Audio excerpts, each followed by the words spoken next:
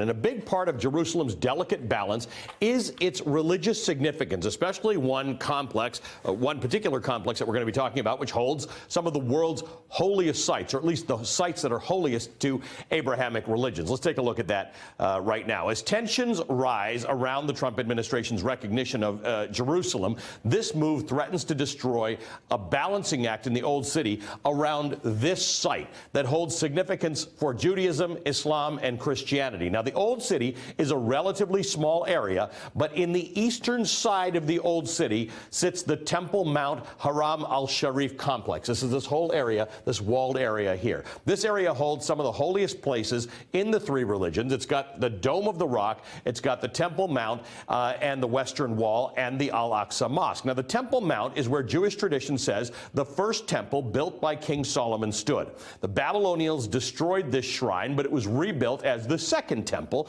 which stood until it was destroyed by the Roman Emperor Titus.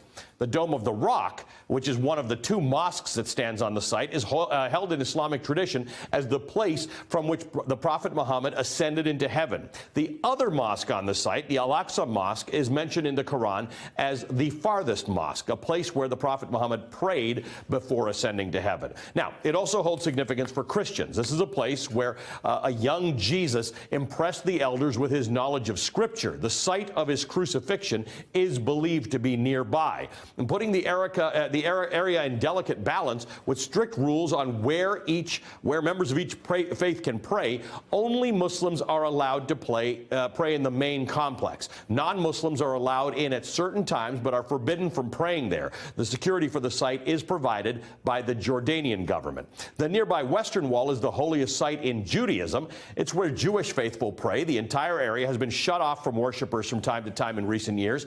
Escalating tensions, feelings are only rising after the president's announcement. So this is why this whole area is as tense as it is. This here is the Western Wall, which forms part of the base of the Al-Aqsa Mosque.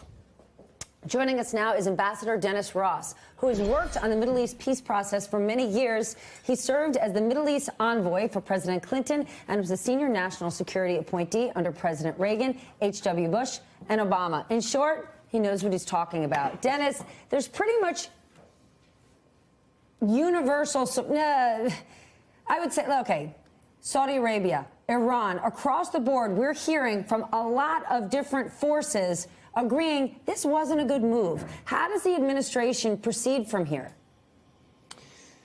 Well, they have to proceed delicately. I think one of the things they have to do is emphasize part of President Trump's statement, which was acknowledging that the final status of Jerusalem has to be negotiated and that his statement doesn't prejudge that.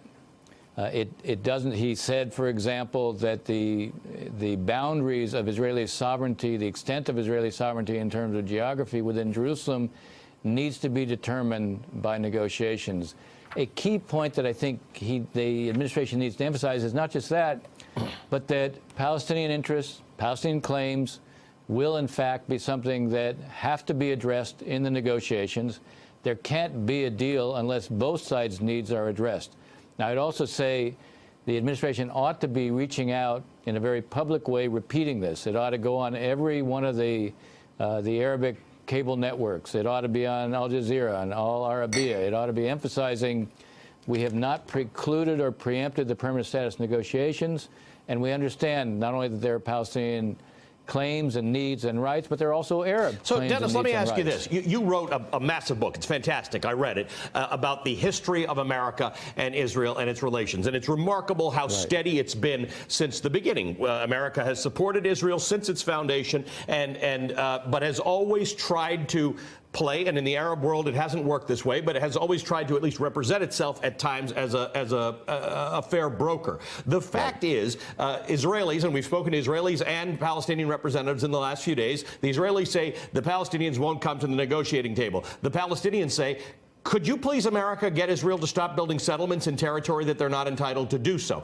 And so we're at an impasse. So when we talk about these negotiations, there are no negotiations, and there have been no negotiations. And most people, including you, have told me that you don't see that happening under Mahmoud Abbas and Benjamin Netanyahu.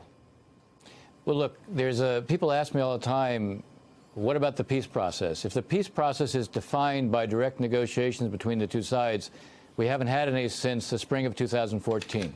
So we haven't had a peace process defined that way.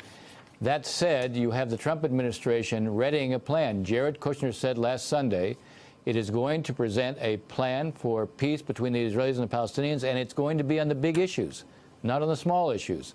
So one of the things the administration now has to do is deal with the aftermath of this declaration. It has created an environment that makes it very difficult for the Palestinians and for the Arabs. If they were to present the plan in the next couple of weeks, they would get an absolute negative, because no one wants to look like they have somehow favorably responded to what the administration has done. Right. The administration has to create political space for the Palestinians and for the Arabs to be able to respond to whatever it is it's going to present. I would say there's two implications here. The first is, go out of your way, as I was suggesting, to emphasize you have not preempted or precluded negotiations on the permanent status of Jerusalem, and that the claims, rights, and needs of the Palestinians and the Arabs has to be addressed and will be addressed. Secondly, when the plan is presented, the plan has to be credible. It's going to have to include Jerusalem, and it's going to have to take account of both sides' needs.